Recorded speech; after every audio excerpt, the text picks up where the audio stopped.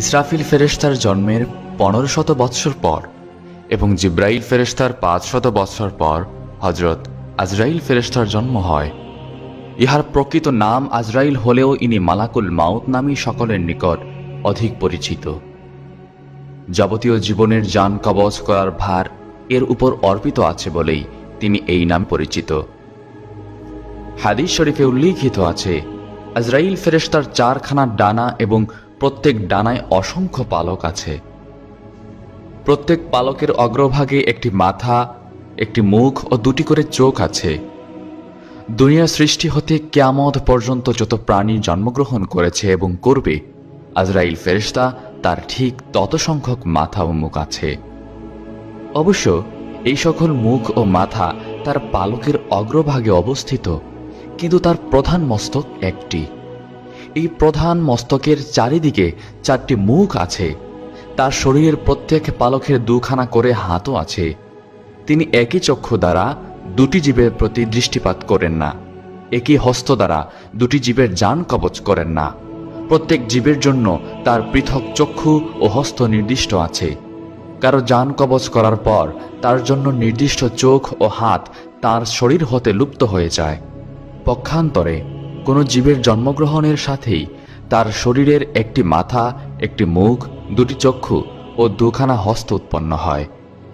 এরূপে প্রত্যহ তার শরীর হতে সহস্র সহস্র মাথা ও হাত লুপ্ত হয়ে যাচ্ছে এবং নতুন মাথা ও হাত উৎপন্ন হচ্ছে। চতুর্থ আসমানে আজরাইল ফেরেশতার বিরাট সিংহাসন ও দপ্তর অবস্থিত। ফেরেশতাদের মধ্যে আজরাইল ফেরেশতা সর্বাপেক্ষা বিরাট, ভীষণ ও শক্তিশালী। আজরাইল ফেরেশতার ডান হাত পৃথিবীর পশ্চিম সীমান্ত পর্যন্ত এবং বাম হাত পূর্ব সীমান্ত পর্যন্ত বিস্তৃত আছে। তার এক পা পৃথিবীর উত্তর সীমান্ত পর্যন্ত এবং অপর পা দক্ষিণ সীমান্ত পর্যন্ত প্রসারিত। আজরাইল আলাইহিস সালামের ডানে ও বামে অগণিত ফেরেশতা তার কাজের সাহায্যার্থে দণ্ডায়মান আছেন। তিনি বিরাট একটা আসমানে উপবিষ্ট আছেন এবং সামনে বিরাট একটা টেবিল স্থাপিত আছে। টেবিলের উপর জগতের প্রত্যেকটি প্রাণীর নাম লিখিত বিরাট দফতর বা ডায়েরি বই সর্বদা উন্মুক্ত আছে। কোন দিনে, কোন মুহূর্তে, কোন স্থানে কিভাবে কার জান কবজ করতে হবে তার এই বিরাট দফতরে লিখিত আছে। তার টেবিলখানা নূরের দ্বারা নির্মিত এবং 70,000 পায়া বিশিষ্ট।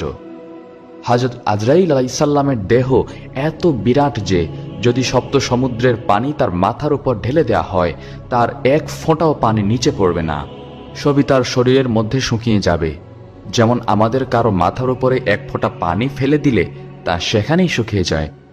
হযরত রাসূলুল্লাহ সাল্লাল্লাহু আলাইহি ওয়াসাল্লাম বলেছেন, সমস্ত পৃথিবী আজরাইল ফেরেশতার নিকট এইরূপ মনে হয় যে যেরূপ একজন মানুষের সামনে বিভিন্ন খাদ্য দ্বারা সজ্জিত একখানা খাঞ্চা স্থাপিত থাকে। লোকটি যেমন তার ইচ্ছা মতো উক্ত খাঞ্চা হতে যে কোনো খাদ্য উঠিয়ে আহার করতে পারে, সেজন্য তাকে কোনরূপ অসুবিধা বোধ করতে হয় না। আজরাইল আলাইহিস সালাম ঠিক সেইরূপ একটি বিরাট পৃথিবী যে কোনো প্রাণীর প্রাণ যে কোনো মুহূর্তে অতি সহজ কবজ করতে সক্ষম। হাদিস শরীফে উল্লেখিত আছে, হযরত রাসূল আকরাম সাল্লাল্লাহু আলাইহি ওয়াসাল্লাম যখন মেরাজ শরীফে গমন করেছিলেন, তখন জিব্রাইল ফেরেশতার সাথে তিনি আজরাইল ফেরেশতার নিকটবর্তী হয়ে তাকে আসসালামু আলাইকুম ইয়া মালাকুল মউত বলে সালাম করেছিলেন। কিন্তু মালাকুল মউত সালামের কোনো জবাব দিল না। আল্লাহ পাকের তরফ হতে তৎক্ষণাৎ আদেশ এলো যে, হে আজরাইল, আমার প্রিয় হাবিবের সালামের জবাব দাও এবং তিনি যা জিজ্ঞেস করেন তা প্রত্যেকটি উত্তর সঠিকভাবে দাও। হযরত আজরাইল আলাইহিস সালাম তৎক্ষণাৎ ওয়ালাইকুম আসসালাম ইয়া হাবিবাল্লাহ বলে সালামের জবাব দিলেন এবং তার আসন হতে উঠে হযরত রাসূল সাল্লাল্লাহু আলাইহি ওয়াসাল্লামের সাথে মুসাফাহ করলেন। তারপর অত্যন্ত সম্মানের সাথে তাকে নিজের নিকটে বসায় বললেন, ইয়া রাসূলুল্লাহ সাল্লাল্লাহু আলাইহি ওয়াসাল্লাম, আমার বেয়াদবি মাফ করবেন। আমার জীবনে আমি আজ পর্যন্ত কাহারও সালামের জবাব দেওয়ার মতো অবসর পাইনি। আজ যদি আল্লাহ তাআলা আমাকে আদেশ না করতেন, তবে আপনার সালামের জবাব দেওয়া আমার পক্ষে সম্ভব হতো না। আল্লাহ পাক আমার উপর এমন গুরুত্বপূর্ণ কাজের দায়িত্ব অর্পণ করেছেন যে একটি মুহূর্ত মাত্র আমার কাজ হতে অন্যমনস্ক হওয়া সম্ভব নয়। প্রতি মুহূর্তে আমাকে জিন, মানব, দৈত্য, দানব, পশুপক্ষী, কীট পতঙ্গ প্রভৃতি নিয়ে কোটি কোটি জীবের জান কবজ করতে হয়। অথচ তাহাদের জান কবজ করার জন্য নির্দিষ্ট সময়ের এক মুহূর্ত পূর্বে বা এক মুহূর্ত পরেও উহা করবার উপায় নেই আমার। আজ আমার শুভ আগমন উপলক্ষে আল্লাহ রাব্বুল আলামিনের আদেশে আমার দফতরের যাবতীয় কাজ বন্ধ রেখে আপনার সাথে কথা বলবার অবসর পেয়েছি। আমার জীবনে এই সর্বপ্রথম অবসর। হযরত রাসূল আকরাম সাল্লাল্লাহু আলাইহি ওয়াসাল্লাম জিজ্ঞেস করলেন, হে আজরাইল, আপনি কি রূপে জীবের জান কবজ করে থাকেন? হযরত আজরাইল আলাইহিস সালাম উত্তর করলেন, ইয়া রাসূলুল্লাহ সাল্লাল্লাহু আলাইহি ওয়াসাল্লাম, আমার সামনে এই যে বিরাট গাছটি দেখছেন, এর প্রত্যেকটি পাতার উপরে পৃথিবীর যাবতীয় প্রাণীর এক একজনের নাম লিখিত আছে।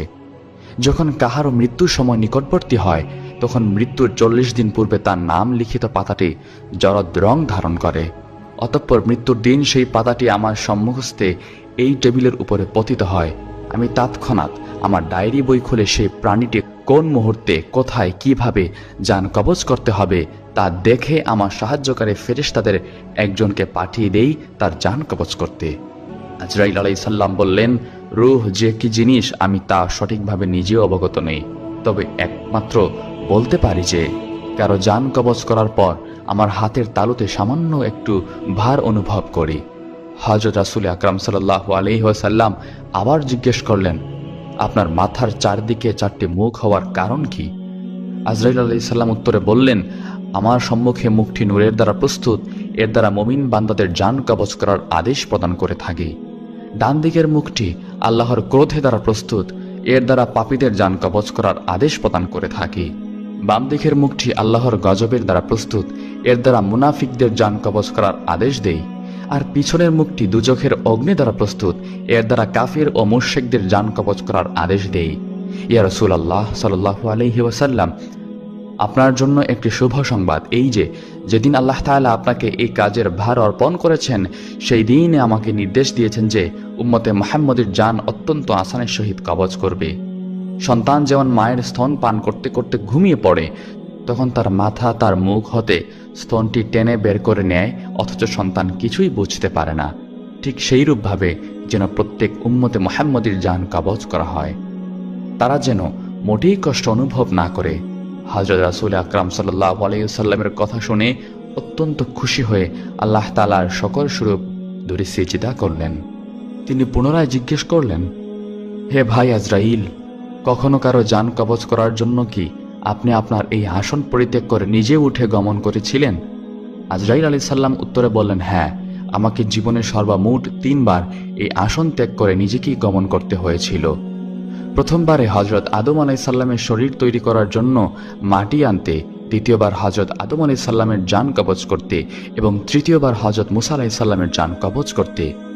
হযরত নবী করিম সাল্লাল্লাহু আলাইহি ওয়াসাল্লাম আবার জিজ্ঞেস করলেন, হে ভাই আজরাইল, কোন লোকের জান কবজ করার সময় কি আপনার প্রাণে ব্যথা অনুভব করেছিলেন? তিনি উত্তরে বললেন, হ্যাঁ, 2 জন লোকের জান কবজ করতে আমার প্রাণে অত্যন্ত ব্যথা লেগেছিল। তাদের মধ্যে একজন দুনিয়ার বিখ্যাত কাফের বাদশাহ সাদ্দাদ এবং অপরজন সাদ্দাদের মতো। অন্য একটি হাদিসে আছে, রাসূল আকরাম সাল্লাল্লাহু আলাইহি ওয়াসাল্লাম বলেছেন যে আল্লাহ তাআলা আরশের নিচে একটি বিরাট গাছ সৃষ্টি করেছেন। দুনিয়াতে যত সংখ্যক প্রাণী আছে, উক্ত গাছে তার সমান সংখ্যক পাতা আছে। যখন কারো পরমায়ু শেষ হতে মাত্র 40 দিন বাকি থাকে, তখন তার নামের পাতাটি মালাকুল মউতের সম্মুখস্থ টেবিলের উপরে পড়ে যায়। মালাকুল মউত তখনই তার ডায়েরি বই খুলে সেই ব্যক্তিকে ডায়েরির বই হতে মৃত বলে লিখে দেন। যদিও তার আরও 40 দিন পরমায়ু অবশিষ্ট থাকে, তথাপি সেই দিনই সে আকাশে মৃত্যু বলে ঘোষিত হয়। ঠিক তার 40 দিন পর সেই ব্যক্তি মৃত্যু মুখে পতিত হয়।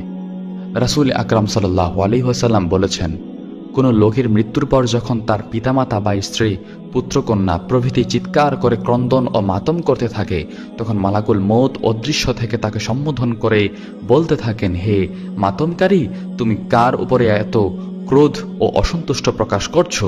যদি আল্লাহর প্রতি তুমি এরূপ ক্রোধ প্রকাশ করো, তবে তাতে তোমার কোনো লাভ নেই তো, বরং এই ক্রোধ ও অসন্তুষ্টি তোমাকে গুনাহগার করে আল্লাহর গজবের দিকে টেনে নিয়ে যাবে।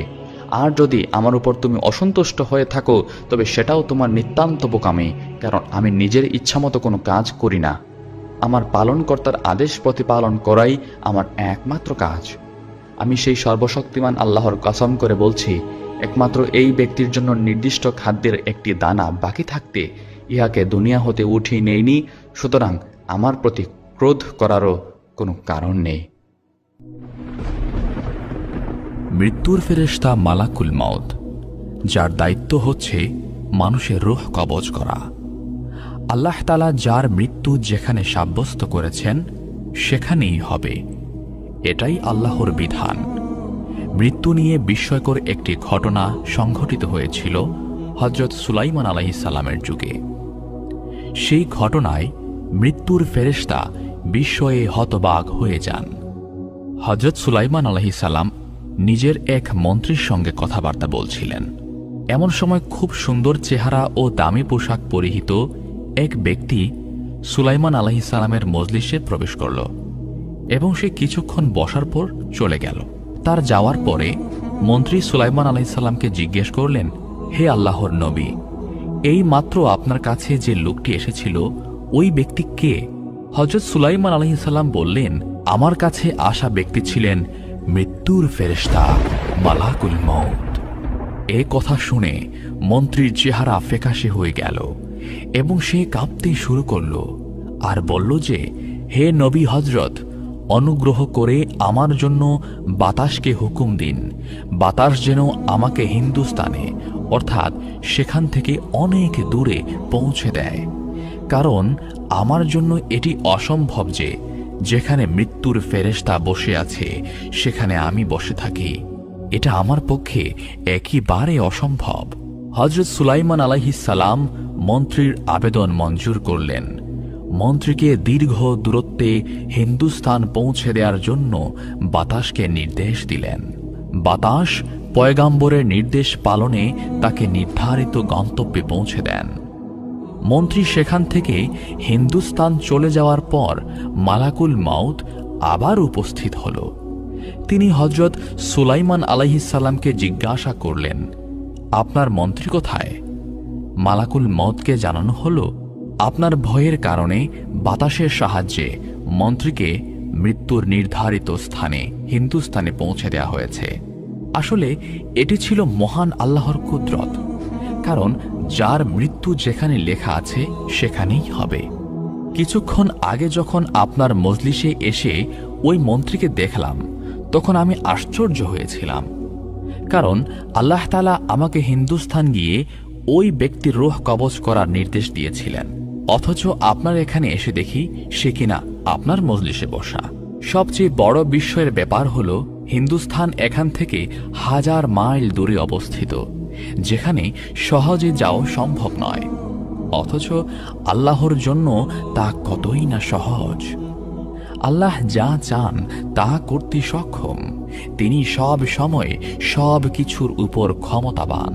সুবহানাল্লাহ। আল্লাহর কুদরত কত মহান, তার কুদরতের প্রতি বিশ্বাস রাখা ঈমানের অপরিহার্য দাবি। কোরআনের এই আয়াত মুমিন মুসলমানের জন্য সতর্কতা অবলম্বন ও তার কুদরতের প্রতি বিশ্বাস স্থাপনের অনুপ্রেরণা লাভের অন্যতম মাধ্যম। তা হল, তোমরা যেখানেই থাকো না কেন, মৃত্যু কিন্তু তোমাকে পাকড়াও করবেই। যদি তোমরা সুদৃঢ় দুর্গের ভেতরেও অবস্থান করো তবুও। বস্তুত তাদের কোনো কল্যাণ সাধিত হলে তারা বলে যে এটা সাধিত হয়েছে আল্লাহর পক্ষ থেকে, আর যদি তাদের কোনো অকল্যাণ হয় তবে বলে এটা হয়েছে তোমার পক্ষ থেকে। এই সবই আল্লাহর পক্ষ থেকে। পক্ষান্তরে তাদের পরিণতি কি হবে যারা কখনো কোনো কথা বুঝতে চেষ্টা করে না। সূরা নিসা আয়াত ৭৮। আল্লাহ মহান, তিনি সব কিছু থেকে পবিত্র, সর্বময় ক্ষমতার অধিকারী। তিনি চাইলেই সব সম্ভব। মালাকুল মউত সুলাইমান আলাইহিস সালামকে বললেন, যে ব্যক্তি মালাকুল মউতের ভয়ে বাতাসের উপর নির্ভর করে এখান থেকে 1000 মাইল দূরে সুদৃঢ় হিন্দুস্তান চলে গেল, আমি সেখানে তার রূহ কবজ করতে গিয়ে তাকে সেখানে পেয়ে যাই, আর সেখান থেকে তার রূহ কবজ করে আবার আপনার কাছে ফিরে আসলাম। যখন যার মৃত্যু আসবে, সে যে অবস্থায় থাকুক না কেন, তাকে তখন এক কদম সামনে যেতে দেয়া হবে না, আবার পেছনেও যেতে দেয়া হবে না। আল্লাহ তাআলা বলেন, প্রত্যেক সম্প্রদায়ের একটি মৃত্যুর মেয়াদ আছে। যখন তাদের মেয়াদ এসে যাবে, অর্থাৎ মৃত্যু এসে যাবে, তখন তারা না এক মুহূর্ত পিছিয়ে যেতে পারবে, না এক মুহূর্ত এগিয়ে আসতে পারবে। সূরা আরাফ আয়াত 34। সুতরাং মুমিন মুসলমানের উচিত মৃত্যুর আগেই নিজেদেরকে খাঁটি তৌবা করার পাশাপাশি মৃত্যুর জন্য প্রস্তুতি গ্রহণ করা। আল্লাহ তাআলা মুসলিম উম্মাহকে সঠিক পথে চলার মাধ্যমে মৃত্যুর প্রস্তুতি গ্রহণ করার তৌফিক দান করুন।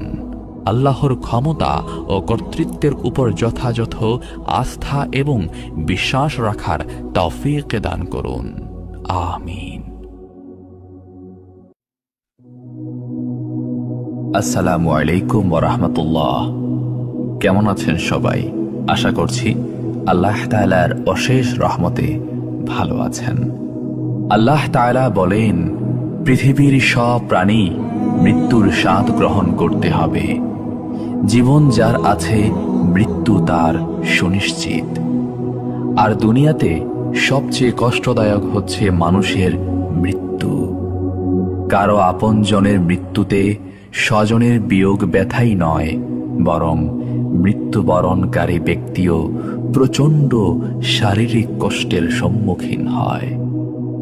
রাসূলুল্লাহ সাল্লাল্লাহু আলাইহি ওয়াসাল্লাম মানুষের মৃত্যুকালীন সময়ের এই কষ্টের বিবরণ তার উম্মতকে জানিয়ে দিয়েছেন। আবার মৃত্যুর এই ভয়াবহতা হতে মুক্তি লাভের সুস্পষ্ট আমলও শিখিয়ে গিয়েছেন।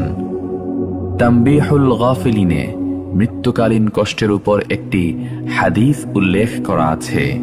হযরত উমর রাদিয়াল্লাহু তাআলা আনহু একবার হযরত কাব রাদিয়াল্লাহু তাআলা আনহুকে বলেছিলেন, আমাকে মৃত্যুর অবস্থা সম্পর্কে কিছু বলুন। তখন হযরত কাব রাদিয়াল্লাহু তাআলা আনহু বলেন, মৃত্যু হলো কাঁটাদার গাছের মতো। কাঁটাযুক্ত সে গাছটি যখন মানুষের পেটে ঢোকানোর পর তার প্রতিটি কাঁটা শিরায় শিরায় লেগে যায়, তখন একজন শক্তিশালী মানুষ যদি গাছটি ধরে জোরে টেনে বের করার চেষ্টা করে, ওই মুহূর্তে শিরায় শিরায় বিদ্ধ হওয়া কাঁটার আঘাতের কষ্ট মানুষটি হাড়ে হাড়ে উপলব্ধি করে।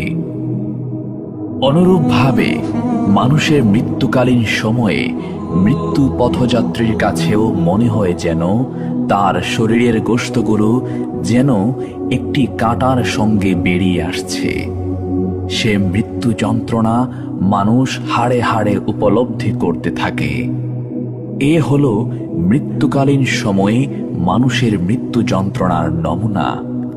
এ কারণেই আল্লাহ তাআলা কুরআনে ইরশাদ করেছেন, হে ঈমানদারগণ, তোমরা আল্লাহকে সেভাবে ভয় করো যেভাবে ভয় করা উচিত, এবং অবশ্যই মুসলমান না হয়ে মৃত্যুবরণ করো না। সূরা আল ইমরান আয়াত 102। আল্লাহ তাআলা কুরআনুল কারীমের মাধ্যমে মানুষকে আগেই সতর্ক করে দিয়েছেন, মৃত্যুর পূর্বে ইসলামে পরিপূর্ণভাবে প্রবেশ করে পূর্ণাঙ্গ মুসলমান হয়ে যাও, তবেই মৃত্যুকালীন কষ্টসহ পরকালের প্রথম মানজিল কবর, ফুলসিরাত, হাসরের ময়দান এবং আল্লাহর বিচারের দিন নাজাত লাভ করবে। আল্লাহ তাআলা মুসলিম উম্মাহকে মৃত্যুকালীন সময়ের কষ্ট থেকে হেফাজত করুন, পরকালে নাজাত দান করুন। আমিন। মৃত্যুর সময় রাসূল সাল্লাল্লাহু আলাইহি ওয়াসাল্লাম যে কথাটি বারবার বলেছিলেন, হযরত মুহাম্মদ সাল্লাল্লাহু আলাইহি ওয়াসাল্লামের জীবনের শেষ মুহূর্ত চলছে। ঠিক সে সময় একজন লোক এসে সালাম জানিয়ে বললেন, আমি কি ভিতরে আসতে পারি? রাসূল সাল্লাল্লাহু আলাইহি ওয়াসাল্লামের কন্যা ফাতিমা রাদিয়াল্লাহু তাআলা আনহা বললেন, দুঃখিত, আমার পিতা খুবই অসুস্থ। এ কথা বলে ফাতিমা রাদিয়াল্লাহু তাআলা আনহা দরজা বন্ধ করে রাসূল সাল্লাল্লাহু আলাইহি ওয়াসাল্লামের কাছে গেলেন। হযরত রাসূল সাল্লাল্লাহু আলাইহি ওয়াসাল্লাম বললেন, কে সেই লোক? ফাতিমা বললেন, এই প্রথম আমি তাকে দেখেছি, আমি তাকে চিনি না।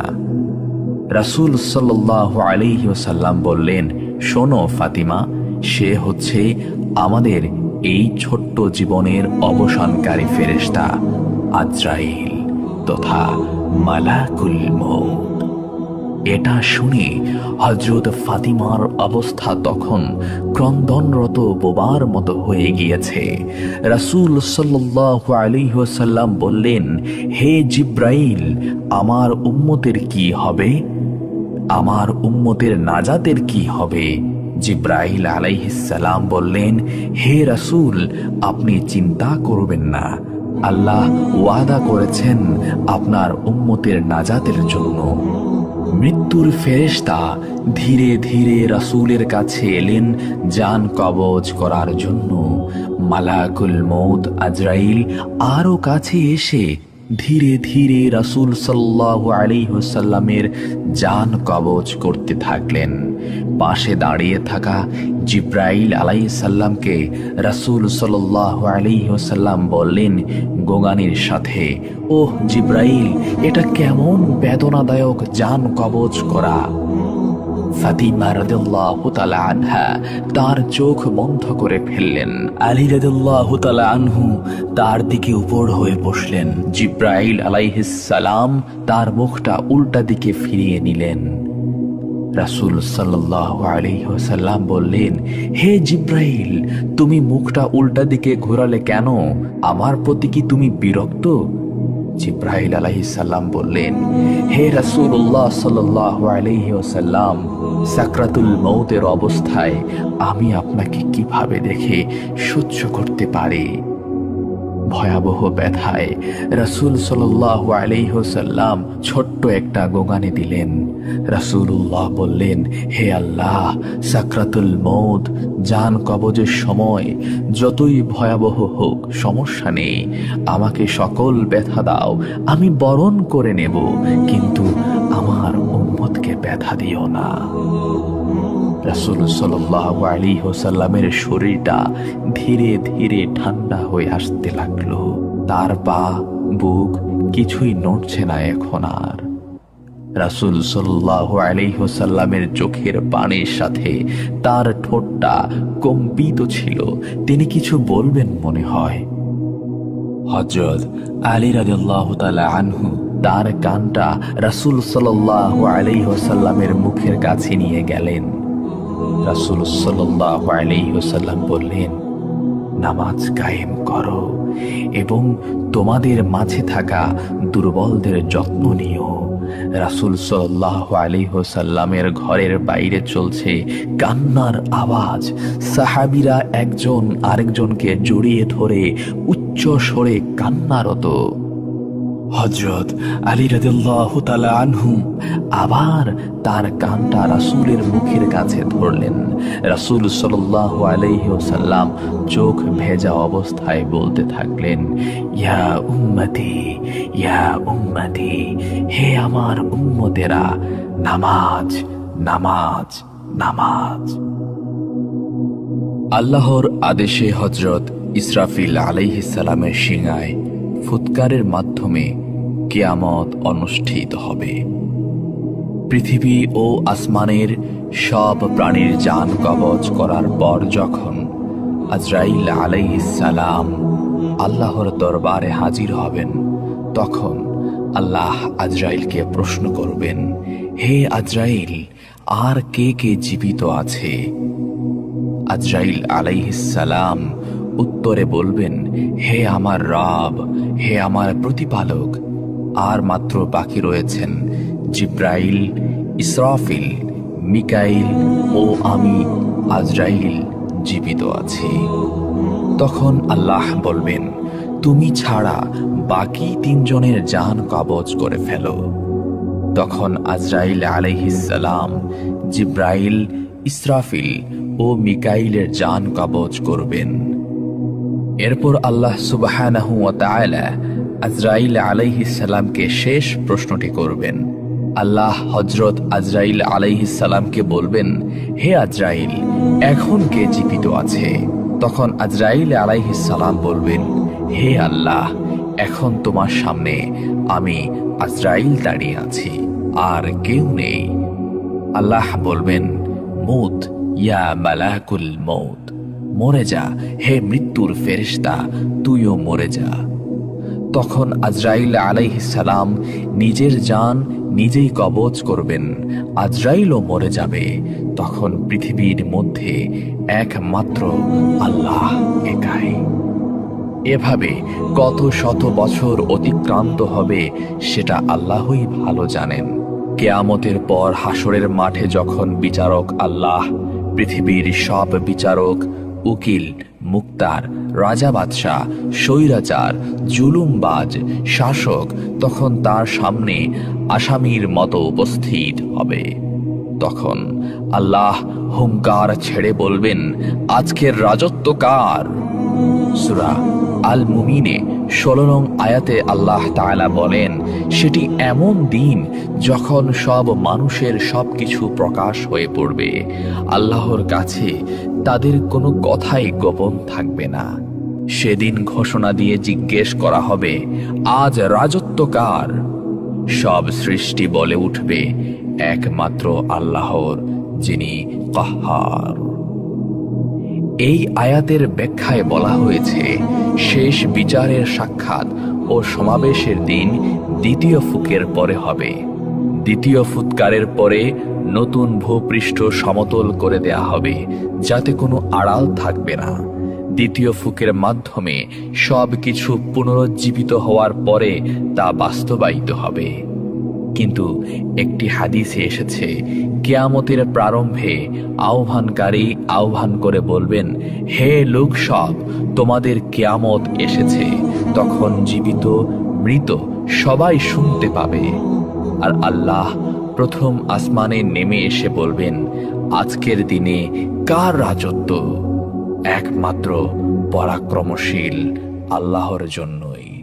তাছাড়া অন্য বর্ণনা থেকে জানা যায় যে আল্লাহ তাআলা এই উক্তি তখন করবেন যখন প্রথম ফুকের পর সমগ্র সৃষ্টি ধ্বংস হয়ে যাবে, আর জিব্রাইল, মিকাইল, ইসরাফিল প্রমুখ নৈকট্যশীল ফেরেশতাগণও মারা যাবে এবং আল্লাহর সত্তা ছাড়া কোনো কিছুই অবশিষ্ট থাকবে না। আল্লাহ বলবেন, আজকের দিন রাজত্ব কার?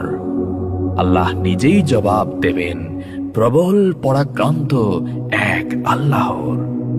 হাদিস থেকে এর সমর্থন পাওয়া যায়। কিয়ামতের দিন আল্লাহ সমগ্র পৃথিবী এবং সমগ্র আসমান সমূহকে হাতে গুটিয়ে বলবেন, আমি বাদশাহ, আমি পরাক্রমশালী, আমি অহংকারী। দুনিয়ার বাদশারা কোথায়? কোথায় পরাক্রমশালীরা? কোথায় অহংকারকারীরা? এখানে ঐতিহাসিক এ ঘটনায় উল্লেখ্য যে সামানি খানদানের শাসক নাসর ইবনে আহমাদ নিশাপুরে প্রবেশ করলে একটি দরবার ডাকেন এবং সিংহাসনে বসার পর কুরআন মাজিদ তেলাওয়াতের মাধ্যমে কাজকর্ম শুরু হবে বলে আদেশ দেন। এ কথা শুনে একজন সম্মানিত জ্ঞানী ব্যক্তি অগ্রসর হন এবং কুরআন তেলাওয়াত করেন। যখন তিনি কুরআন তেলাওয়াত করছিলেন তখন রাজ্যের বাদশাহ নাসর ভীত সন্ত্রস্ত হয়ে পড়েন। তিনি কাঁপতে কাঁপতে সিংহাসন থেকে নামলেন এবং মাথার মুকুট খুলে সিজদায় পড়লেন। বললেন, হে প্রভু, বাদশাহী তোমারই, আমার নয়। এরপর শুরু হবে বিচার। তিনি এমন বিচারক যে মামলায় আনিত অভিযোগ প্রমাণ করতে তার অতিরিক্ত সময় লাগবে না, বরং আসামির পুরো জীবনের প্রতিটি মুহূর্তের ঘটনা লিপিবদ্ধ থাকবে। আল্লাহ বলেন, আজ প্রত্যেক প্রাণীকে তার কৃতকর্মের প্রতিদান দেয়া হবে। আজ কারো প্রতি কোনো জুলুম হবে না। আল্লাহ অতি দ্রুত হিসাব গ্রহণকারী। সূরা মুমিন। কোনো ধরনের জুলুমই হবে না। আয়াতে এই অংশের ব্যাখ্যায় তাফসীরের কিতাবে লেখা হয়েছে, প্রকাশ থাকে যে প্রতিদানের ক্ষেত্রে জুলুমের কয়েকটি রূপ হতে পারে। 1. প্রতিদানের অধিকারী ব্যক্তিকে প্রতিদান না দেয়া। 2, সে যতটা প্রতিদান লাভের উপযুক্ত তার চেয়ে কম দেয়া। 3, শাস্তিযোগ্য না হলেও শাস্তি দেয়া। 4, যে শাস্তির উপযুক্ত তাকে শাস্তি না দেয়া। 5, যে কম শাস্তির উপযুক্ত তাকে বেশি শাস্তি দেয়া। 6, জালেমের নির্দোষ মুক্তি পাওয়া এবং মজলুমের তা চেয়ে চেয়ে দেখতে থাকা। 7, একজনের অপরাধে অন্যকে শাস্তি দেয়া। কোনো ধরনের জুলুমি হবে না। আল্লাহর এ বাণীর উদ্দেশ্য হচ্ছে তার আদালতে এ ধরনের কোনো জুলুমি হতে পারে না। তাফহিমুল কোরআন। আল্লাহ অতি দ্রুত হিসাব গ্রহণকারী। আয়াতে এই অংশের ব্যাখ্যায় বলা হয়েছে, হিসাব নিতে আল্লাহর কোনো বিলম্ব হবে না। যেভাবে তিনি গোটা বিশ্ব জাহানের সব সৃষ্টিকে রিজিক দান করেছেন এবং কাউকে রিজিক পৌঁছানোর ব্যবস্থাপনায় এমন ব্যস্ত নন যে অন্যদের রিজিক দেওয়ার অবকাশই তিনি পান না, যেভাবে তিনি গোটা বিশ্ব জাহানের প্রতিটি জিনিসের প্রতি দৃষ্টিপাত করেছেন, সব শব্দ শুনেছেন, প্রতিটি ক্ষুদ্র থেকে ক্ষুদ্রতর এবং বৃহৎ থেকে বৃহত্তর ব্যাপারে ব্যবস্থাপনাও তিনি করেছেন। এমন কোনো জিনিস এমনভাবে তার মনোযোগ আকর্ষণ করতে পারে না যে ঠিক সে মুহূর্তে তিনি আর সব বস্তুর প্রতি মনোযোগ দিতে পারেন না। তেমনি তিনি প্রত্যেক ব্যক্তির হিসাব গ্রহণ করবেন এবং একটি বিচার্য বিষয়ে শুনানিতে তিনি কখনো এতটা ব্যস্ত হয়ে পড়বেন না যে সে সময়ে অন্য সংখ্যক মোকদ্দমার শুনানি করতে পারবেন না। তাছাড়া তার আদালতে এ কারণেও কোনো বিলম্ব হবে না যে মোকদ্দমার পটভূমি ও ঘটনাবলীর বিচার বিশ্লেষণ এবং তার সাক্ষ্য প্রমাণ সংগ্রহ কঠিন হবে। আদালতের বিচারক নিজেই সরাসরি বাস্তব অবস্থা সম্পর্কে ওয়াকিফহাল করে থাকবেন। মোকদ্দমার বাদী বিবাদী উভয় পক্ষের সব কিছুই তার জানা থাকবে। সমস্ত ঘটনার খুঁটিনাটি সব দিক পর্যন্ত অনস্বীকার্য সাক্ষ্য প্রমাণ সহ অবিলম্বে সবিস্তার পেশ করা হবে। তাই সব মোকদ্দমার ফয়সালা ঝটপট হয়ে যাবে। আসসালামু আলাইকুম ওয়া রাহমাতুল্লাহ। প্রিয় শ্রোতা বন্ধুরা, কেমন আছেন? আশা করছি আল্লাহ তাআলার অশেষ রহমতে সবাই ভালো আছেন। এক আগন্তুক ব্যক্তি 3 দিন পর্যন্ত হযরত ইদ্রিস আলাইহিস সালামের সাহচর্যে থাকলেন। তার আচরণ লক্ষ্য করে হযরত ইদ্রিস আলাইহিস সালামের মনে সন্দেহের উদ্রেক হল যে এ ব্যক্তি নিশ্চয় কোনো মানুষ নয়। অতএব তিনি বললেন, আল্লাহর কসম, আপনি আপনার প্রকৃত পরিচয়টা বলুন। আগন্তুক বলল, আমি কোনো মানুষ নয়, আমি একজন ফেরেশতা। আমার নাম মালাকুল মউত তথা আজরাইল। হযরত ইদ্রিস আলাইহিস সালাম বললেন, আপনি কি দুনিয়ার যাবতীয় প্রাণীর জান কবজ করিয়া থাকেন? মালাকুল মউত বলল, হ্যাঁ। হযরত ইদ্রিস আলাইহিস সালাম বললেন, তবে মনে হয় আপনি আমার জান কবজ করতেই এসেছেন এখানে। মালাকুল মউত বলল, না, আমি জান কবজ করতে এখানে আসিনি। আপনার সাথে ভ্রাতৃত্ব স্থাপন করতে এসেছি। আমার একান্ত বাসনা আপনিও আমার এ প্রস্তাবে রাজি হবেন। হযরত ইদ্রিস আলাইহিস সালাম বললেন, আমি আপনার সাথে এক শর্তে ভ্রাতৃত্ব স্থাপন করতে রাজি। যদি আপনি আমাকে একবার মৃত্যুর অবস্থানটা উপভোগ করান, যদি আপনি আমাকে এখনই একবার মৃত্যুর অবস্থানটা উপভোগ করান, তাহলে আমার অনেক উপকার হতো।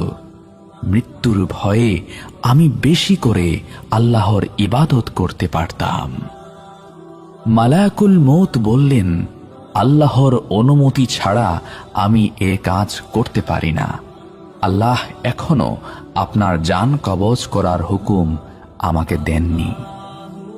হযরত ইদ্রিস আলাইহিস সালাম বললেন, আপনি আল্লাহর নিকট হতে অনুমতি চেয়ে নিন।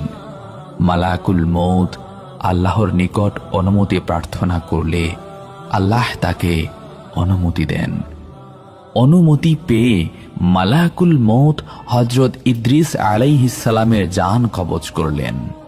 জান কবজ করার পর মালাকুল মউত তথা আজরাইল আলাইহিস সালাম পুনরায় আল্লাহর কাছে প্রার্থনা করলেন হযরত ইদ্রিস আলাইহিস সালামের জান ফিরিয়ে দেওয়ার জন্য।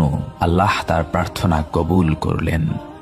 অতঃপর ফেরেশতা আজরাইল আলাইহিস সালাম হযরত ইদ্রিস আলাইহিস সালামকে জিজ্ঞাসা করলেন, ভাই ইদ্রিস, জান কবজ করার সময় আপনার কি রূপ লেগেছিল? হযরত ইদ্রিস আলাইহিস সালাম বললেন, কোন জীবিত প্রাণীর শরীরের চামড়া মাথা হতে পা পর্যন্ত খসে খসে তুলে ফেললে প্রাণীটির যেরূপ কষ্ট হয় আমারও সেরূপ কষ্ট হয়েছে। মালাকুল মউত বললেন, ভাই ইদ্রিস, আমি আজ পর্যন্ত যত জান কবজ করেছি এত সহজে কারো জান কবজ করিনি। হযরত ইদ্রিস আলাইহিস সালাম হযরত আজরাইল আলাইহিস সালামকে বললেন, আমার মনে দোজখ দেখার খুব স্বাদ জেগেছে। যদি আপনি আমাকে দোজখ দেখাতেন তবে আমি দোজখের ভয়ে ইবাদত বন্দেগীতে আরো বেশি মনোযোগী হতে পারতাম। মালাকুল মউত তাকে দোজখ দেখাতে দোজখের দরজায় নিয়ে গেলেন। তিনি দোজখ দেখার পর বললেন, ভাই আজরাইল আলাইহিস সালাম, আমার মনে বেহেশত দেখার বড়ই স্বাদ জেগেছে। যদি আপনি আমার এই স্বাদটি পূরণ করতেন তাহলে আপনার প্রতি চিরকৃতজ্ঞ থাকতাম। মালাকুল মউত বললেন, যদি আপনি আমাকে কথা দেন যে বেহেশত দেখেই আপনি আমার নিকট ফিরে আসবেন তাহলে আমি আপনাকে বেহেশত দেখাতে পারি। হযরত ইদ্রিস আলাইহিস সালাম তাতে রাজি হলে মালাকুল মউত তাকে বেহেশত দেখাতে নিয়ে গেলেন। বেহেশতের দরজায় আসলে হযরত ইদ্রিস আলাইহিস সালাম তার পায়ের জুতা খুলে বেহেশতে প্রবেশ করলেন। তিনি কিছু সময় বেহেশতে ঘোরাফেরা করলেন। এরপর তিনি মালাকুল মউতের কাছে ফিরে এসে নিজের প্রতিশ্রুতি রক্ষা করলেন। পরক্ষণেই তিনি এক দৌড়ে আবার বেহেশতে ঢুকে গেলেন। মালাকুল মউত তাকে ডেকে বলল, ভাই ইদ্রিস, আপনি আবার বেহেশতে ঢুকলেন কেন? তাড়াতাড়ি বেরিয়ে আসুন, আমি আপনাকে আবার পৃথিবীতে পৌঁছে দেব। হযরত ইদ্রিস আলাইহিস সালাম বেহেশতের ভেতর থেকে জবাব দিলেন, ভাই আজরাইল, আল্লাহ তাআলা এরশাদ করেছেন প্রত্যেক প্রাণী একবার মৃত্যুর স্বাদ গ্রহণ করবে এবং একবার দোজখ না দেখে বেহেশতে যেতে পারবে না। আমি তো একবার মৃত্যুর স্বাদ গ্রহণ করলাম এবং দোজখও দেখলাম, তারপর বেহেশত হতে বের হয়ে আপনাকে দেয়া প্রতিশ্রুতিও রক্ষা করলাম। অতএব আমি আর বেহেশত হতে বের হব না, আপনি আপনার কাজে চলে যেতে পারেন। মালাকুল মউত হযরত ইদ্রিস আলাইহিস সালামের জবাব শুনে কর্তব্য স্থির করতে না পেরে দাঁড়িয়ে রইলেন। আল্লাহ তাআলা তখন আজরাইল আলাইহিস সালামকে লক্ষ্য করে বললেন, আজরাইল, ইদ্রিসকে বেহেশতে থাকতে দাও, তার ভাগ্যে আমি এরূপ ঘটনায় লিপিবদ্ধ করে রেখেছিলাম। অতএব হযরত ইদ্রিস আলাইহিস সালাম মহা সুখে বেহেশতে বসবাস করতে লাগলেন।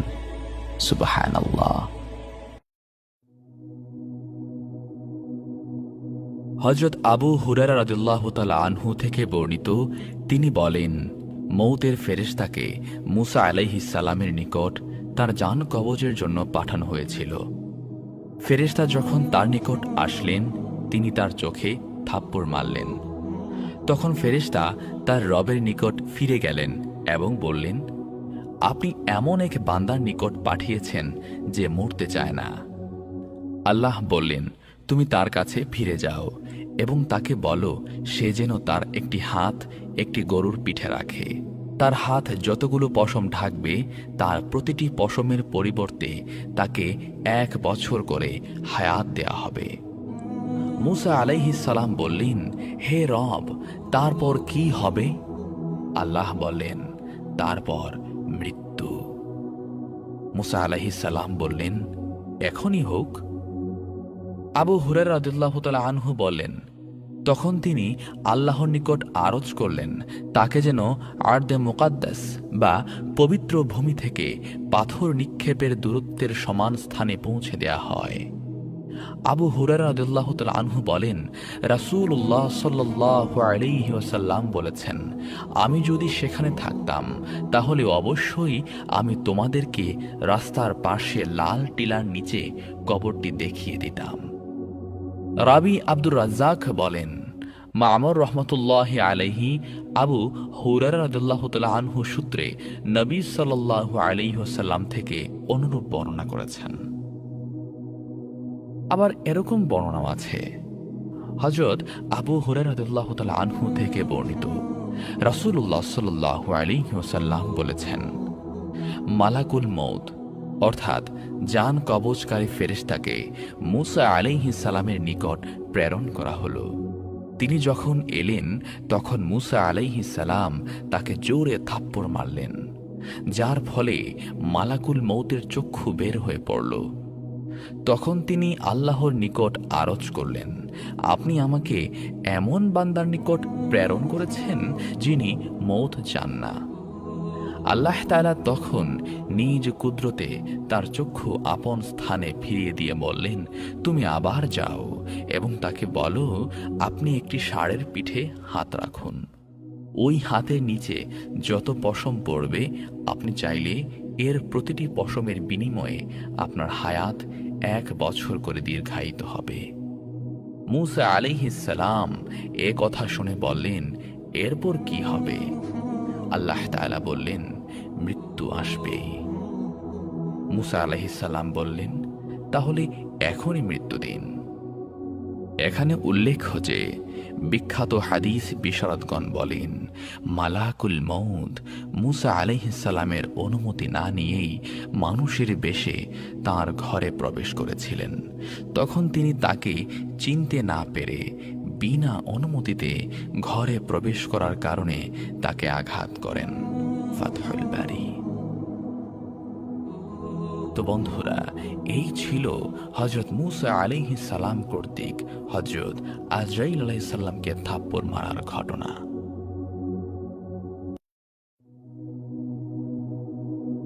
আসসালামু আলাইকুম ওয়া রাহমাতুল্লাহ। আশা করছি দর্শক শ্রোতা বন্ধুরা আপনারা সবাই আল্লাহ তাআলার অশেষ রহমতে ভালোই আছেন। আল্লাহ তাআলা ফেরেশতাদের ডেকে বললেন, আমি পৃথিবীতে আমার প্রতিনিধি পাঠাতে চাই। ফেরেশতারা বলল, হে আল্লাহ, আপনি কি এমন কাউকে দুনিয়াতে পাঠাবেন যারা সেখানে দাঙ্গা হাঙ্গামা করবে এবং রক্তপাত ঘটাবে, অথচ আমরা আপনার নিরন্তর গুণকীর্তন করছি? আল্লাহ বললেন, নিঃসন্দেহে আমি জানি যা তোমরা জানো না। এরপর মহান আল্লাহ জিব্রাইল আলাইহিস সালামকে হুকুম করলেন পৃথিবীর বুক থেকে মাটি সংগ্রহ করে আনার জন্য। জিব্রাইল আলাইহিস সালাম আসমান থেকে ধরায় নামলেন, মাটিকে বললেন, মহান আল্লাহ পৃথিবীতে তার প্রতিনিধি পাঠাবেন আর তাকে সৃষ্টি করবেন মাটি দিয়ে। আল্লাহ আমাকে হুকুম করেছেন তোমার বুক থেকে কিছু মাটি নিয়ে যাওয়ার জন্য। মাটি কান্নাকাটি শুরু করলো, বলল, আদম সন্তান অতিশয় পাপাচারী আর গুনাহগার হবে, এই কারণে তারা অধিকাংশ সংখ্যক জাহান্নামে যাবে। আমার শরীর দিয়ে তাদের সৃষ্টি করলে তাদের পাপের কারণে আমাকে জাহান্নামের আগুনে জ্বলতে হবে। জাহান্নামের আগুনে জ্বলার সাধ্য আমার নাই। জিব্রাইল, তুমি ফিরে গিয়ে আল্লাহকে বলো তিনি যেন অন্য কোনো উপাদান দিয়ে আদমকে সৃষ্টি করেন, কিন্তু আমাকে বা মাটি দিয়ে নয়। জিব্রাইল আলাইহিস সালাম আরশে ফিরে গেলেন, বললেন, হে আল্লাহ, হে পরওয়ারদিগারে আলম, আমি পৃথিবীতে গিয়েছিলাম মাটি আনতে, কিন্তু মাটি এমন ভাবে কাকুতি মিনতি করছে আর কান্নাকাটি শুরু করলো যে আমার খুব মায়া হলো। আমি মাটি আনতে পারিনি, আমাকে ক্ষমা করুন। আল্লাহ রাব্বুল আলামিন ইসরাফিল আলাইহিস সালামকে ডেকে পাঠালেন, তাকে বললেন জমিন থেকে মাটি আনার জন্য। তিনি জমিনে আসলেন। ইসরাফিল আলাইহিস সালামের বেলায়ও জিব্রাইল আলাইহিস সালামের মতো ঘটনা ঘটল। তিনিও মাটি নিতে পারলেন না, তিনিও ফিরে গিয়ে আল্লাহর কাছে অপারগতা প্রকাশ করলেন এবং ক্ষমা চাইলেন। এরপর আল্লাহ তাআলা মিকাইল আলাইহিসসালামকে ডাকলেন, তাকেও একই হুকুম করলেন এবং মিকাইল আলাইহিসসালাম পূর্ববর্তী 2 ফেরেশতার ন্যায় মাটির কান্নাকাটি দেখে মাটি নিতে সক্ষম হলেন না। এবার আল্লাহ তাআলা ডাকলেন হযরত আজরাইল আলাইহিসসালামকে। তিনি ফেরেশতাদের মধ্যে অপেক্ষাকৃত কঠিন হৃদয়ের, সমস্ত প্রাণীকুলের প্রাণ সংহার করার জন্য তাকে সৃষ্টি করা হয়েছে। তাকে জমিনে পাঠালেন মাটি আনার জন্য। এবারও মাটি কান্নাকাটি জুড়ে দিল। আজরাইল আলাইহিসসালাম বললেন, হে জমিন, তুমি এবং আমি দুজনই আল্লাহর সৃষ্টি, অতএব তোমার কাকুতি মিনতির চেয়ে আল্লাহর হুকুম পালন করা আমার জন্য গুরুত্বপূর্ণ। তিনি মাটির কান্নায় কর্ণপাত করলেন না। এক খামছি মাটি তুলে নিলেন তার হাতে এবং ফিরে এলেন আল্লাহর আরশে। আজরাইল আলাইহিসসালাম যে এক খামছি মাটি জমিন থেকে সংগ্রহ করে এনেছিলেন তা ছিল অত্যন্ত এঁটেল। তাই আল্লাহ মেঘ মালাকে নির্দেশ দিলেন এই এঁটেল মাটির উপর 40 বছর বৃষ্টি বর্ষণ করার জন্য। 40 বছর বৃষ্টিতে ভেজার পর এঁটেল মাটি হয়ে গেল কাদা মাটি। কোনো কোনো মুফাসসির তাফসির গ্রন্থে উল্লেখ করেছেন, আজরাইল আলাইহিসসালাম এর এই এক খামছি মাটির ওজন ছিল 40 মণ। 40 মণ এঁটেল মাটি 40 বছর বৃষ্টিতে ভিজে কাদা মাটিতে পরিণত হলে এই কাদা মাটি দিয়ে মহান আল্লাহ তাআলা আদম আলাইহিসসালামের 60 হাত লম্বা আকৃতি বিশিষ্ট একটি দেহ তৈরি করলেন। তারপর সূর্যকে নির্দেশ দিলেন আদম আলাইহিসসালামের কাদামাটি তার দেহে 40 বছর কিরণ দেওয়ার জন্যে। সূর্য 40 বছর আদম আলাইহিসসালামের দেহে কিরণ দেওয়ার পর বা আলো দেওয়ার পর তা পরিণত হল ঠনঠনে মাটিতে। পবিত্র কুরআনে যার উল্লেখ করে আল্লাহ তাআলা বলেছেন, আমি আদমকে সৃষ্টি করেছি শক্ত মাটি দ্বারা। আদম আলাইহিসসালামের দেহ শক্ত অবস্থায় পড়ে থাকলো আরো 40 বছর। এরপর আদম আলাইহিসসালামের মাটির তৈরি দেহে রূহ ফুঁকে দিলেন আল্লাহ তাআলা। আদম আলাইহিসসালাম নড়ে চড়ে উঠে বসলেন। তারপর হাঁচি দিয়ে বললেন, আলহামদুলিল্লাহ, সকল প্রশংসা আল্লাহর। ফেরেশতারা অবাক হলো, এমন সুন্দর বাক্য তারা এর আগে কখনো শুনেনি। আল্লাহ যেদিন আদম আলাইহিসসালামের শরীরে রূহ ফুঁকে দিলেন সেদিনটি ছিল শুক্রবার। আল্লাহ তাআলা কিছু বস্ত্র সামগ্রী ফেরেশতাদের সামনে রেখে বললেন, তোমরা আমাকে এগুলোর নাম বলে দাও যদি তোমরা সত্য হয়ে থাকো। ফেরেশতারা বলল, হে আল্লাহ, তুমি মহান, আমরা কিছুই জানি না তবে তুমি যা শিখিয়েছ সেগুলো ছাড়া। নিশ্চয় তুমি প্রকৃত জ্ঞান সম্পন্ন হিকমতওয়ালা। ফেরেশতারা বস্তুগুলোর নাম বলতে পারলেন না। আল্লাহ তাআলা হযরত আদম আলাইহিসসালামকে বললেন, ফেরেশতাদেরকে বস্ত্রগুলোর নাম বলতে দাও। আদম আলাইহিসসালাম সেগুলোর নাম বলে দিলেন। আল্লাহ তাআলা ফেরেশতাদেরকে উদ্দেশ্য করে বললেন, আমি কি বলি নাই যে আসমান ও জমিনের মধ্যবর্তী সব গোপন বিষয় সম্পর্কে আমি অবগত আছি? আল্লাহ ফেরেশতাদেরকে নির্দেশ দিলেন আদম আলাইহিসসালামকে সেজদা করার জন্য। সকল ফেরেশতা আদম আলাইহিসসালামকে সেজদা করল, কিন্তু ইবলিস সেজদা করল না। ফলে সে কাফের ও বিতাড়িত হয়ে গেল, আর সে চিরদিনের জন্য আদম জাতির শত্রু হয়ে গেল। হযরত আদম আলাইহিসসালাম জান্নাতের মধ্যে বিচরণ করতে থাকলেন। একদিন ঘুম থেকে উঠে দেখলেন তার পাশে অপূর্ব সুন্দরী এক নারী শুয়ে আছে। তিনি জানতে চাইলেন, হে আল্লাহ, কে এই নারী? আল্লাহ বললেন, তোমার স্ত্রী হাওয়া। তোমরা জান্নাতের মধ্যে যেখানে ইচ্ছা বিচরণ করো, যা ইচ্ছা করে সব খাও, শুধু ওই গাছটার ধারে কাছেও যেও না এবং ওই গাছের ফল ভক্ষণ করো না, অন্যথায় তোমরা জালিমদের অন্তর্ভুক্ত হয়ে যাবে। আর মনে রেখো, শয়তান তোমাদের প্রকাশ্য শত্রু। আদম আলাইহিস সালাম এবং হাওয়া আলাইহিস সালাম জান্নাতে সুখে স্বাচ্ছন্দ্যে বিচরণ করছিলেন, আর ইবলিস যে আদমকে সেজদা না করার জন্য বিতাড়িত হয়েছে, সেই আদমকে পথভ্রষ্ট করার জন্য সে কৌশল খুঁজছিল। একদিন সে অতিশয় বৃদ্ধের আকৃতি ধারণ করে এসে আদম আলাইহিস সালাম এবং হাওয়া আলাইহিস সালামকে ধোঁকা দিল। সে তাদের উভয়কে বলল, এই গাছটার ফল অত্যন্ত উপকারী। তোমরা যদি এই ফল খাও তাহলে তোমরা চিরস্থায়ীভাবে জান্নাতে থাকতে পারবে, তোমাদের মর্যাদা আরো বৃদ্ধি হবে। হযরত আদম আলাইহিস সালাম আল্লাহর দেয়া সতর্ক বার্তা বেমালুম ভুলে গেলেন। ইবলিসকে ফেরেশতা মনে করে তারা উভয়ে তার কথা বিশ্বাস করে ওই গাছের ফল ভক্ষণ করলেন। সঙ্গে সঙ্গে তাদের শরীর থেকে জান্নাতি পোশাক খুলে পড়ে গেল। তারা গাছের পাতা দিয়ে নিজের শরীর ঢাকার চেষ্টা করলেন। আওয়াজ আসলো, হে আদম, আমি কি তোমাকে সতর্ক করিনি যে ওই গাছের ধারে কাছেও যেও না? আমি কি বলিনি যে শয়তান তোমাদের প্রকাশ্য শত্রু? আদম আলাইহিস সালাম বুঝতে পারলেন তিনি শয়তানের ধোঁকায় পড়ে আল্লাহর হুকুম অমান্য করেছেন। তাই তিনি সেজদায় লুটিয়ে পড়লেন এবং আল্লাহর কাছে ক্ষমা প্রার্থনা করলেন। আল্লাহ বললেন, তোমরা নিষিদ্ধ গাছের ফল খেয়ে সীমালঙ্ঘন করেছ, তোমরা জান্নাতে থাকার অধিকার হারিয়েছ। তোমরা পৃথিবীতে নেমে যাও, সেখানে তোমাদের কিছু কাল অবস্থান করতে হবে। আর আমার পক্ষ থেকে যদি কোনো হুকুম পৌঁছে, তবে যে ব্যক্তি আমার হুকুম মেনে চলবে তাকে না শয়তান ধোঁকা দিতে পারবে, না তাদের কোনো ভয় ভীতি থাকবে। হযরত আদম আলাইহিস সালাম এবং হাওয়া আলাইহিস সালামকে নামিয়ে দেয়া হলো পৃথিবীতে। হযরত আদম আলাইহিস সালামকে নামানো হলো বর্তমান শ্রীলঙ্কার কলম্বো থেকে অনতি দূরে একটি পাহাড়ে, যেটি অ্যাডামস পিক নামে পরিচিত, যেখানে আকৃতিতে অনেক বড় এবং বহু পুরনো একটি পায়ের ছাপ রয়েছে।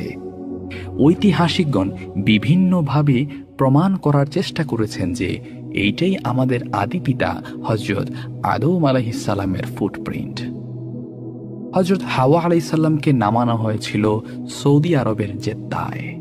হযরত আদম আলাইহিস সালাম এবং হাওয়া আলাইহিস সালামকে যেদিন জান্নাত থেকে পৃথিবীতে নামিয়ে দেওয়া হয়, সেদিনটি ছিল শুক্রবার। জনমানবহীন পৃথিবীতে দুটি মাত্র মানুষ দুজনকে খুঁজতে লাগলেন, আর ইতিপূর্বে জান্নাতে তাদের কৃত ভুলের জন্য আল্লাহর কাছে ক্ষমা প্রার্থনা করতে থাকলেন। বর্ণিত আছে, হযরত আদম আলাইহিস সালাম তার কৃত ভুলের জন্য একাধারে 350 বছর আল্লাহর কাছে কান্নাকাটি করেছেন। আরও বর্ণিত আছে, হযরত আদম আলাইহিস সালাম আল্লাহর কাছে ক্ষমা প্রার্থনাকালে যে পরিমাণ অশ্রু ঝরিয়েছেন, কিয়ামত পর্যন্ত আগত সমস্ত মানুষের চোখের পানি একত্র করলেও তার সমমান হবে না। সুবহানাল্লাহ। অবশেষে মহান আল্লাহ তাআলা হযরত আদম আলাইহিস সালামের প্রতি করুণার ভরে লক্ষ্য করলেন। বললেন, হে আদম, আমি কিছু বাক্য শিখিয়ে দিব। সেসব বাক্যের মাধ্যমে প্রার্থনা করলে আমি তোমাকে ক্ষমা করে দেব। আল্লাহ তাআলা আদম আলাইহিস সালামকে শিখিয়ে দিলেন, বলো, রব্বানা যালামনা আনফুসানা ওয়া ইল্লাম তাগফির লানা ওয়া তারহামনা লানাকুনান্না মিনাল খাসিরিন। হযরত আদম আলাইহিস সালাম মহান আল্লাহর শিখানো বাক্যের মাধ্যমে আল্লাহর কাছে মাফ চাইলেন এবং তওবাহ করলেন। অতঃপর আল্লাহ তাআলা তাকে ক্ষমা করে দিলেন। সুবহানাল্লাহ। আল্লাহ তাআলা যেদিন হযরত আদম আলাইহিস সালামের তওবা কবুল করেছিলেন, সে দিনটিও ছিল শুক্রবার। হযরত আদম আলাইহিস সালাম এবং হাওয়া আলাইহিস সালাম দুজন দুজনকে খুঁজতে খুঁজতে আরাফাত ময়দানে তাদের সাক্ষাৎ হয়। তারা আল্লাহর কাছে শুকরিয়া আদায় করলেন। অতঃপর তারা সংসার শুরু করলেন। পৃথিবীতে একটি মাত্র মানুষ জানতেন যে তিনি কতদিন বাঁচবেন। হযরত আদম আলাইহিস সালামকে আল্লাহ বলে দিয়েছিলেন, তুমি পৃথিবীতে 1000 বছর বাঁচবে। এ ব্যাপারে হাদিসে একটি মজার ঘটনা উল্লেখ আছে। জান্নাতের মধ্যে একবার আদম আলাইহিসসালামের সামনে কিছু রূহকে হাজির করা হলো। হযরত আদম আলাইহিসসালাম জানতে চাইলেন, ইয়া আল্লাহ, এরা কারা? আল্লাহ বললেন, এরা তোমার সন্তান, যারা তোমার পরে পৃথিবীতে আসবে। আদম আলাইহিসসালাম বললেন, ওই যে রূহটা দেখা যায় ও কে? আল্লাহ তাআলা বললেন, ও তোমার সন্তান দাউদ, সেও নবী হয়ে পৃথিবীতে আসবে। আদম আলাইহিসসালাম বললেন, দাউদ কতদিন পৃথিবীতে বাঁচবে? আল্লাহ তাআলা বললেন, 40 বছর। আদম আলাইহিসসালাম আল্লাহকে জিজ্ঞেস করলেন, হে আল্লাহ, আমি কতদিন বাঁচব? আল্লাহ তাআলা বললেন, 1000 বছর। আদম আলাইহিসসালাম আল্লাহ তাআলাকে জিজ্ঞেস করলেন, হে আল্লাহ, আমি 1000 বছর বাঁচব, আর আমার সন্তান দাউদ মাত্র 40 বছর বাঁচবে। আপনি দাউদের হায়াত কিছু বাড়িয়ে দিন। আল্লাহ তাআলা বললেন, তা কি করে হয়? এটা তো নির্দিষ্ট হয়ে গেছে। আদম আলাইহিসসালাম আল্লাহ তাআলাকে বললেন, হে আল্লাহ, আমার 1000 বছর হায়াত থেকে 60 বছর আয়ু কমিয়ে দাউদকে দিয়ে দেন। আল্লাহ তাআলা আদম আলাইহিসসালামের সুপারিশ কবুল করলেন। পৃথিবীতে আসার পর হযরত আদম আলাইহিসসালামের বয়স যখন 940 বছর পূর্ণ হয়, তখন আজরাইল আলাইহিসসালাম আদম আলাইহিসসালামের নিকট এসে বললেন, হে আল্লাহর নবী, আল্লাহ আমাকে আপনার জান কবজ করার জন্য পাঠিয়েছেন। আদম আলাইহিসসালাম বললেন, কেন? আমি তো 1000 বছর বাঁচব, এখনো আমার হায়াত 60 বছর বাকি আছে। আজরাইল আলাইহিসসালাম বললেন, আপনি জান্নাতে থাকাকালীন সময়ের কথা মনে করুন। আপনি আপনার হায়াত থেকে 60 বছর আপনার সন্তান দাউদকে দান করেছেন। আদম আলাইহিসসালাম বললেন, না না না, আমি দান করিনি। আজরাইল আলাইহিসসালাম মুশকিলে পড়ে গেলেন। আল্লাহ আজরাইল আলাইহিসসালামকে বললেন, ফিরে আসো। আজরাইল আলাইহিসসালাম আদম আলাইহিসসালামের জান কবজ না করেই ফিরে গেলেন। আদম আলাইহিসসালাম জান্নাতের মধ্যকার সেই কথা ভুলে গিয়েছিলেন। এই ব্যাপারে হাদিসে বলা হয়েছে, মানুষের মধ্যে ভুলে যাওয়ার প্রবণতা বেশি। আমাদের আদি পিতা আদম আলাইহিসসালাম ভুলে গেছেন, আমরাও ভুলে যাই। এটাই মানুষের প্রকৃতি। পরবর্তীতে যখন তার বয়স 1000 বছর পূর্ণ হয়, তখন তিনি অতিশয় বৃদ্ধ এবং দুর্বল হয়ে পড়েন। এ সময় পৃথিবীতে হযরত আদম আলাইহিসসালামের সন্তান সন্ততি এবং নাতিপুতি সব মিলিয়ে প্রায় 40,000 মানুষের বংশবিস্তার ঘটেছিল। এই 40,000 মানুষের মধ্যে হযরত শীস আলাইহিসসালামও ছিলেন। আদম আলাইহিসসালাম সবাইকে কাছে ডাকলেন এবং শেষ ওসিয়ত করলেন। বললেন, মনে হচ্ছে আমি আর বেশিক্ষণ তোমাদের মাঝে থাকব না। আমার অন্তিম সময় ঘনিয়ে আসছে। আমি শীঘ্রই আমার প্রতিপালকের ডাকে সাড়া দেব। আমার ইন্তিকালের পর তোমরা দাঙ্গা হাঙ্গামায় জড়িয়ে পড়ো না। তোমরা একতাবদ্ধ হয়ে থাকবে এবং আল্লাহর হুকুম মেনে চলবে। সর্বক্ষেত্রে তোমরা তোমাদের ভাই শীস আলাইহিসসালামের পরামর্শ এবং নির্দেশ মেনে চলবে, কেননা সে হচ্ছে আল্লাহর মনোনীত এবং প্রিয় বান্দা। আমি তাকে আমার স্থলাভিষিক্ত করে যাচ্ছি। আদম আলাইহিসসালামের সকল সন্তান এই বলে প্রতিশ্রুতি দিল যে তার ইন্তেকালের পর তারা ঝগড়া বিবাদ করবে না এবং আল্লাহর হুকুম মেনে চলবে। এর কিছুক্ষণ পর হযরত আজরাইল আলাইহিসসালাম এসে উপস্থিত হলেন এবং আদম আলাইহিসসালামকে সালাম করলেন। আদম আলাইহিসসালাম তার সন্তানদের বললেন, তোমরা একটু ঘর থেকে বেরিয়ে যাও, আমি আগত মেহমানের সাথে একান্তে কথা বলতে চাই।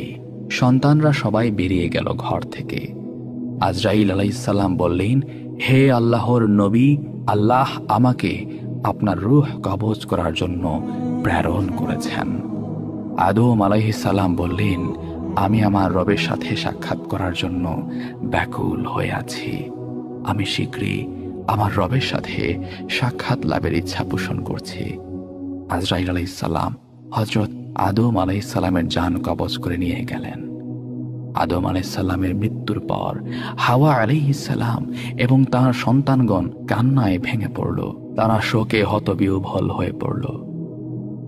এরপর মৃত ব্যক্তি সৎকার নিয়ে একটি সমস্যা দেখা দিল, কেননা তখন পর্যন্ত মৃত ব্যক্তি সৎকারের ব্যাপারে কোনো বিধান কার্যকর করা হয়নি। উপরন্তু এটা ছিল মানব ইতিহাসে প্রথম প্রকাশ্য মৃত্যু। যেহেতু এটি প্রথম প্রকাশ্য মৃত্যু ছিল, তাই এই সৎকারের ব্যাপারে একটি সংকট দেখা দিল। এর পূর্বে